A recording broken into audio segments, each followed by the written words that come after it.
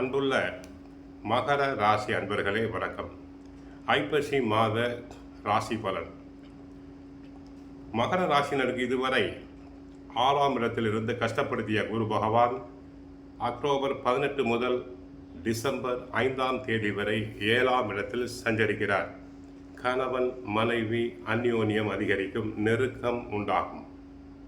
மருத்துவ செலவுகளில் சிலருக்கு சற்று பணம் விரயம் உண்டாகலாம்.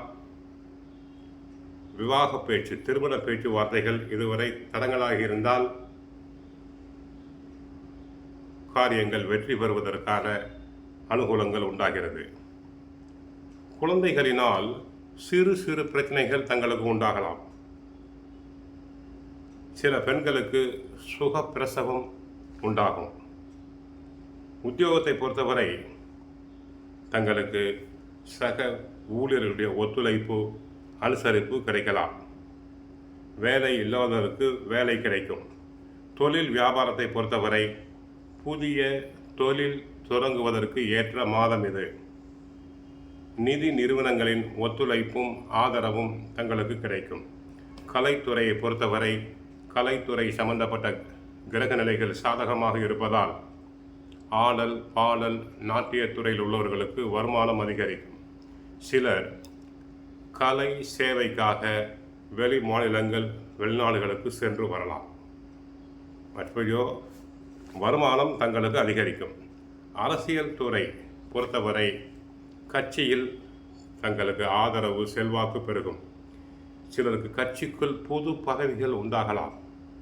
தங்களின் ஆலோசனைகள் உயர் மட்டத்தில் ஏற்கப்படும். கட்சியில் முக்கிய பதவி ஒன்று கிடைப்பதற்கு நேரம் வந்துள்ளது. ஆக புதன் கல்வி சம்பந்தமான கிரகம் சாதகமாக இருப்பதால் மாணவ மாணவியர்கள் நன்றாக படிப்பர். போட்டித் தேர்வுகளில் எளிதாக வெற்றி பெறலாம். ஆக படிப்பு சம்பந்தமான கிரகம் தங்களுக்கு சாதகம். விவசாயத்தை பொறுத்தவரை விவசாயம் சம்பந்தப்பட்ட கிரகங்கள் தங்களுக்கு சாதகமாக உள்ளது. விளைச்சல் அமோகமாக இருக்கும். கால்நடைகளால் வருமானம் தங்களுக்கு கிடைக்கும். பெண்களுக்கு பொறுத்தவரை கணவருடைய அன்பு, அக்கம் பக்கம் வீட்டாரின் நட்புறவுகள் பலப்படும்.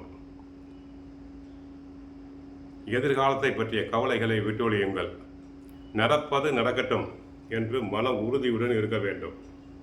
இதுவரை 6ஆம் இடத்தில் இருந்து தங்களை கஷ்டப்படுத்திய குரு பகவான் அக்டோபர் 18 முதல் டிசம்பர் 5 வரை 50 நாட்களுக்கு சாதகமாக இருக்கிறார். ஆகவே நம்பிக்கையுடன் இருங்கள். கோயிலுக்கு சென்றால் பாபா கோயிலுக்கு சென்று வழிபடுங்கள். கஷ்டங்கள் அனைத்தும் விலகும். வாழ்க வளமுடன், மங்களம் உண்டாகட்டும்.